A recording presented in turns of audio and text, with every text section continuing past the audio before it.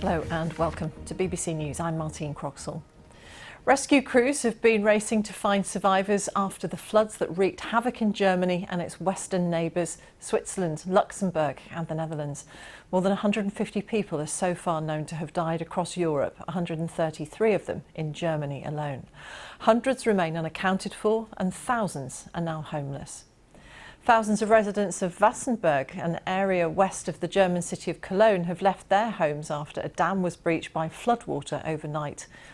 German officials say that the country's flood warning system functions as it was supposed to, but the amount of rain and how rapidly it fell was unforeseen.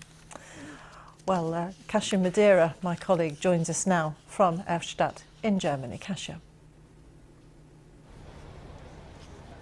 Martine, Erftstadt is one of those places that has been targeted, that has had such crises throughout this whole tragedy. Not only was there a land collapse, buildings collapsing, also we've got this tragedy taking place on the bypass of the town. This dual carriageway was completely flooded when we got here very early in the morning, and slowly as the waters have been receding, this salvage operation is taking place with over 130 people killed in this flooding. The country is mourning and it is in deep shock. The papers are calling this the flood of death.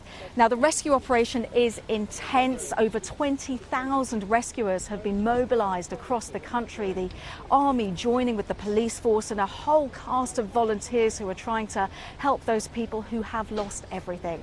And when it comes to Erftstadt, so many people have experienced that. The country's president was here a little bit earlier on to pay his condolences, to show his support.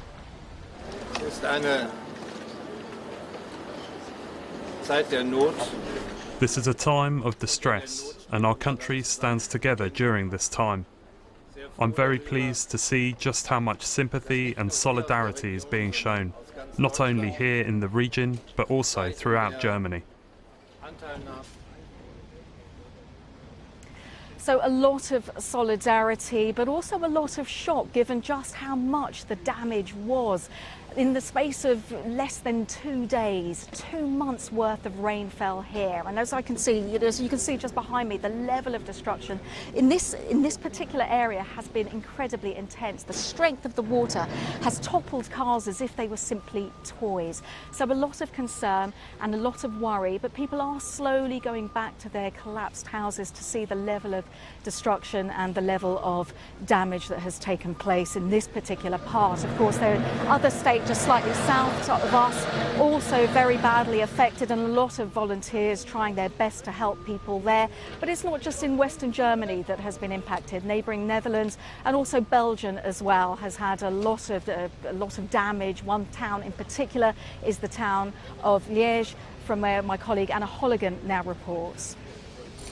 This is the River Meuse, and if you look carefully here, you can see some of the debris that's being carried downstream, and the smell of oil, the stench, is something that you can smell all around here. This is the Belgian city of Liège, and rescue workers were sent from Italy, France and Austria to help with the recovery effort here and the evacuations too. Most people are now returning to their homes, but the Belgian Prime Minister has declared the 20th of July a national day of mourning. At least 20 people have been killed here alone. They say they have never experienced catastrophic floods of this scale before. Now, across the border, not far from here, in the Netherlands, the emergency services are still trying to reconnect the power supplies. But there, so much of the country lies 10 metres below sea level. They have so much experience and talent in managing the rising tides. And what the last few days has demonstrated, this extreme rainfall, that even the most sophisticated technology will struggle under this kind of pressure. Experts have said it should be a wake-up call. Politicians across the continent have blamed climate change.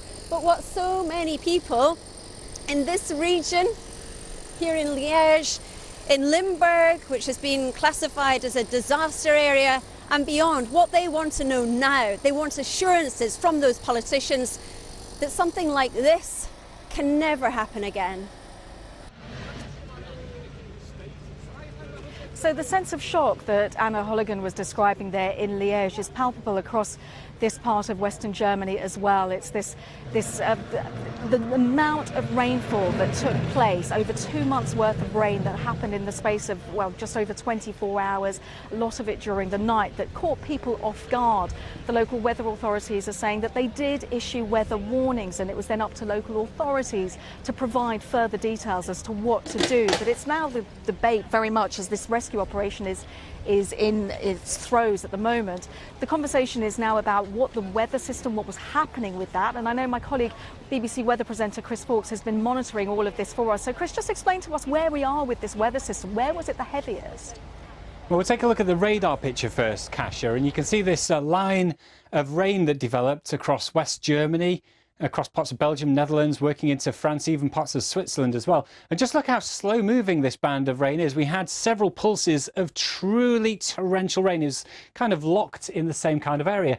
How much rain fell? Well, to the southwest of Bonn in Germany, we had 158 millimetres of rain recorded in places, and the majority of that fell in just 12 hours. Meanwhile, in parts of Belgium, they had up to 270 odd millimetres of rain over a couple of day period, so over 48 hours, and that's what brought the catastrophic flooding. Now, why did that rain become slow moving, torrential, and locked in the same kind of place? Well, it was down to the jet stream, and we had this upper area of low pressure across Western Europe, and because of the broad pattern, the big waves in the jet stream, that low couldn't actually move from where it was. And as well as that, we had big temperature contrast in Europe, cool fresh air across the northwest, but temperatures into the high 30s across eastern areas. We had some very humid air then that got pulled around this area of low pressure from the Mediterranean in across northern Germany and fed into this area, which is where the winds kind of converged together. So in many ways, it was a perfect storm. These torrential downpours were locked in the same place for hour after hour after hour, and that led to enormous falls of rain, record-breaking falls of rain, and of course those catastrophic floods, Kasia. And Chris, when it comes to the state governor for North West, for this particular region, North Rhine-Westphalia, he is talking about climate change being no longer an abstract, but that people are really living with it, that these are the repercussions of it. Just talk us through how that impacts, how that feeds into the conversation with what we're seeing on the ground with this huge rescue operation that is taking place right now. Well, some of the things we know about climate change, okay, is not something that's necessarily you think about happening. It's already with us.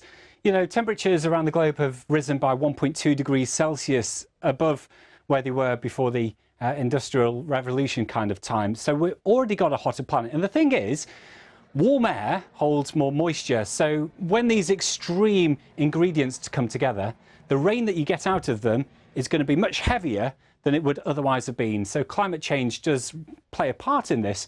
Now, in Belgium, the 270 odd millimetres of rain, the authorities there think that's something that you might expect less than once every century. So it's an incredibly rare event. But the thing is, some of those stats are based on what has happened in the past, our weather records from the past.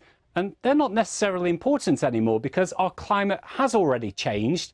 It's already hotter. There's already more moisture in the atmosphere, and so what we might expect is these severe events could actually become a little bit more common. They'll always be pretty uncommon, but just the frequency, instead of once every century, maybe once every 30, 40, 50 years. But that's something that scientists and climatologists will have to model and look at over the next few years with this system.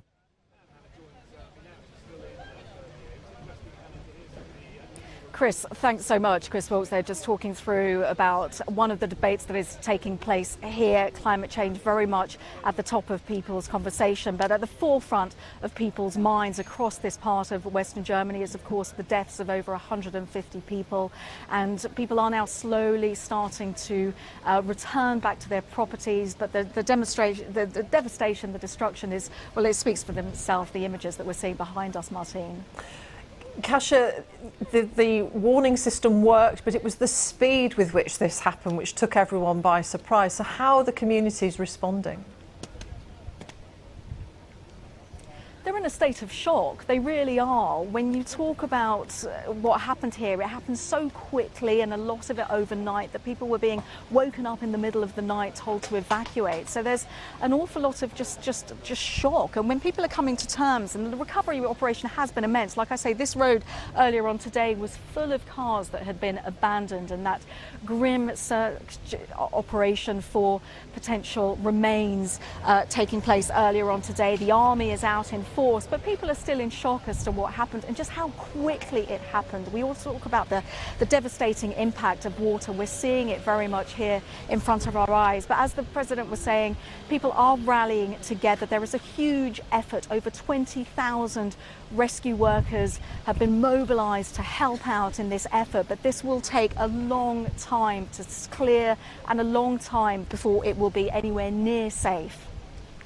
Kasia, for the moment, thank you very much. Kasia Madera in Erftstadt in Germany.